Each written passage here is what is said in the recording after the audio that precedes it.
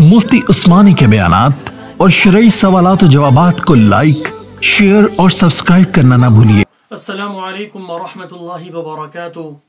बहुत सारे दोस्त अहबाब उन्होंने मुतनब्बे किया बारहा मरतबा कि उनको वीडियोस जो अपलोड की जाती हैं उनका नोटिफिकेशन नहीं मिलता। उसका तरीका ये करें, अगर आपने मुफ्ती उस्मानी ऑफिशियल चैनल को सब्सक्राइब किया है तो अनसब्सक्राइब करें।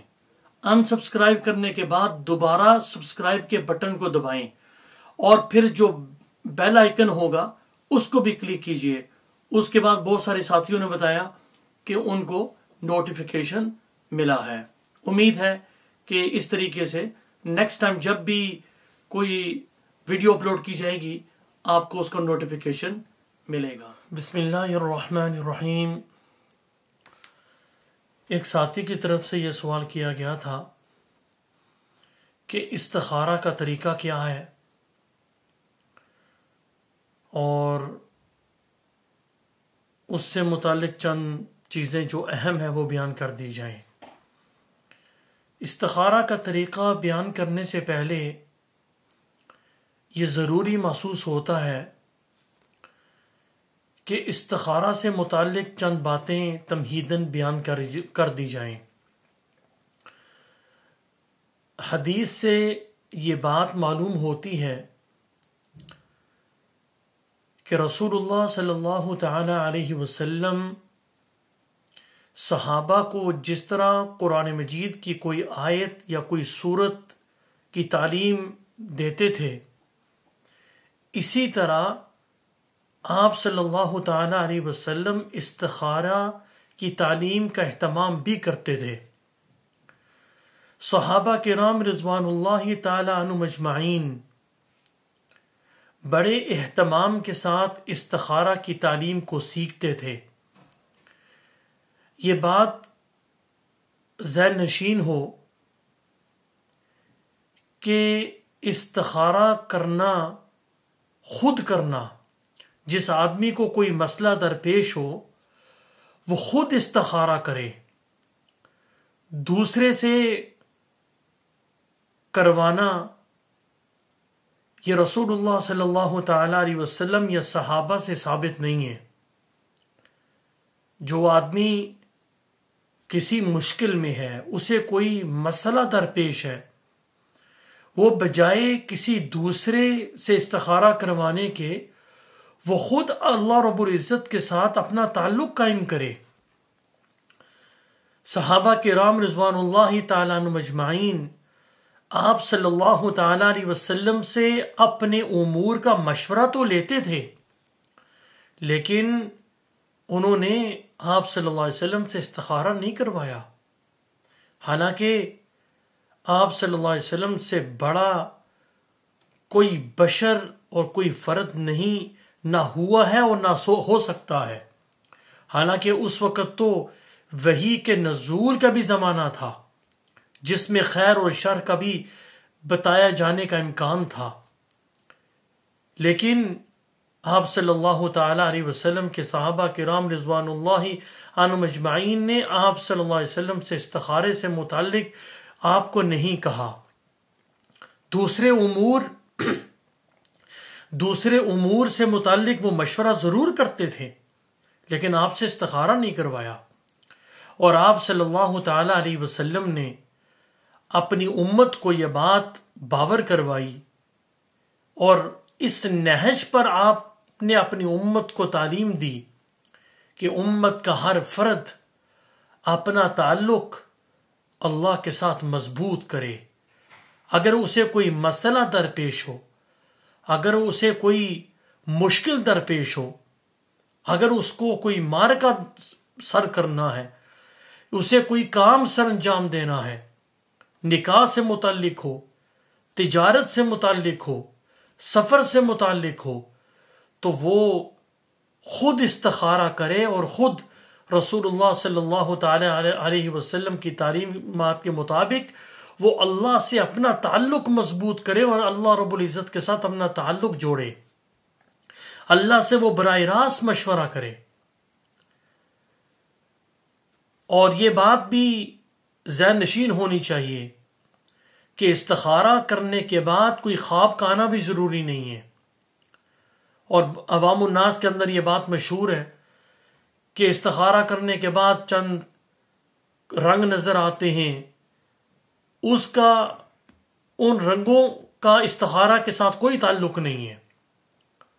استخارہ کرنے کے بعد اطمینان کا ہو جانا، کسی ایک دونوں کاموں میں سے کسی ایک طرف اس کام کی طرف میلان ہو جانا اور دل کا مطمئن ہو جانا، یہی کافی ہے۔ استخارہ کرنے کا جو طریقہ ہے، انسان 2 رکعت نفل استخارہ کی نیت سے پڑھے، اور نفل پڑھنے کے بعد وہ یہ دعا مانگے۔ یہ دعا آپ اپنی سکرین پر جو دیکھ رہے ہیں، اس دعا کو آپ یاد بھی کر لیجئے، اور اس دعا کو جب آپ پڑھیں گے، مانگیں گے اللہ رب العزت سے، اس دعا کے اندر ایک لفظ ہے ھذا الامر، ان ھذا الامر۔ ھذا الامر پر جب آپ پہنچیں گے تو اگر کوئی آدمی عربی جانتا ہے تو وہ ھذا الامر کی جگہ پر اس کام کا نام لے لے، مثلا ھذا النکاح، ھذا السفر، ھذا البیع۔ اگر وہ عربی نہیں جانتا تو جب وہ ان ھذا الامر پر پہنچے گا تو جو کام وہ کرنا چاہتا ہے، جس کام کے بارے میں وہ استخارہ کر رہا ہے، جس کام کے بارے میں وہ اللہ رب العزت سے مشورہ کر رہا ہے، اس کام کو اپنے ذہن میں رکھتے ہوئے وہ دعا مانگے، اور اس دعا کو مانگنے کے بعد کسی ایک طرف اس کام کی طرف دل کا میلان ہو جانا ہی کافی ہے۔ اگر ایک دفعہ استخارہ کرنے کے بعد کوئی چیز واضح نہیں ہوئی، دل کسی طرف مطمئن نہیں ہوا، وہ اس کو 2 مرتبہ کرے۔ اگر نہیں ہوا تو جب تک اطمینان نہیں ہوا وہ اس عمل کو 7 دفعہ دہرائے، تو انشاءاللہ العزیز اس کا دل کسی نہ کسی طرف مطمئن ہو جائے گا۔ اور اگر 7 دفعہ کرنے کے بعد بھی اس کا دل مطمئن نہ ہو تو وہ جس طرف بھی جائے گا اللہ رب العزت اس کام کے اندر اس کے لیے خیر پیدا فرما دیں گے۔ یہاں ایک بات بیان کرنا ضروری سمجھتا ہوں، بعض اوقات انسان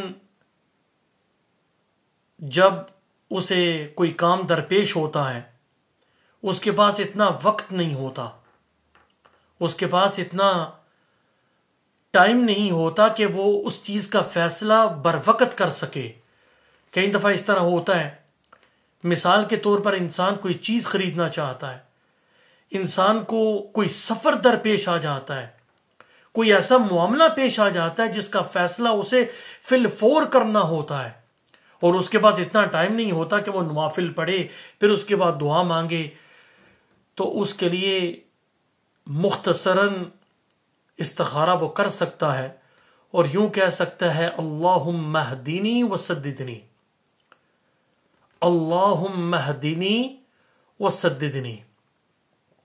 وہ یہ الفاظ پڑھ کے اپنے دل میں استخارہ کر سکتا ہے، اور انشاءاللہ العزیز یہ الفاظ پڑھنے کے بعد اس کو اس کام میں برکات بھی حاصل ہوں گی، اور جس طرف بھی اس کا دل مطمئن ہو اللہ رب العزت اس کام کے اندر اس کے لیے برکتیں عنایت فرمائیں گے۔ یہ بات بھی ذہن میں رکھیے، جب آپ نے 2 نفل استخارہ کی نیت سے پڑھے، اس کے بعد دعا مانگی، دعا مانگنے کے بعد جس طرف بھی دل مطمئن ہو جائے، اور یہ بات بھی ذہن نشین رہے کہ استخارے کا کوئی ٹائم فریم نہیں ہے۔ ٹائم فریم سے مراد یہ ہے کہ کوئی ٹائم نہیں ہے مخصوص آدمی کسی وقت بھی، یعنی جن اوقات کے اندر وہ نماز پڑھ سکتا ہے، نوافل پڑھ سکتا ہے، ان اوقات میں کسی وقت بھی اگر نوافل پڑھ کے یہ دعا مانگ لی جائے تو استخارے کا مقصود اسے حاصل ہو جائے گا۔ البتہ بہتر یہ ہے کہ وہ عشاء کی نماز کے بعد یکسو ہو کر سونے سے پہلے اس عمل کو کر لے، لیکن ایسا کرنا ضروری نہیں ہے جیسے میں نے پہلے بیان کیا۔ اللہ رب العزت سے دعا ہے کہ اللہ ہم سب کو عمل کرنے کی توفیق عنایت فرمائے اور ہمارے امور کے اندر برکت نصیب فرمائے۔ اللہ رب العزت سے دعا ہے کہ اللہ ہم سب کو عافیت نصیب فرمائے، ہر وہ کام جس میں خیر ہو، عافیت ہو، وہ ہمارے لیے آسان فرما دے۔ وآخر دعوانا ان الحمد للہ رب العالمین۔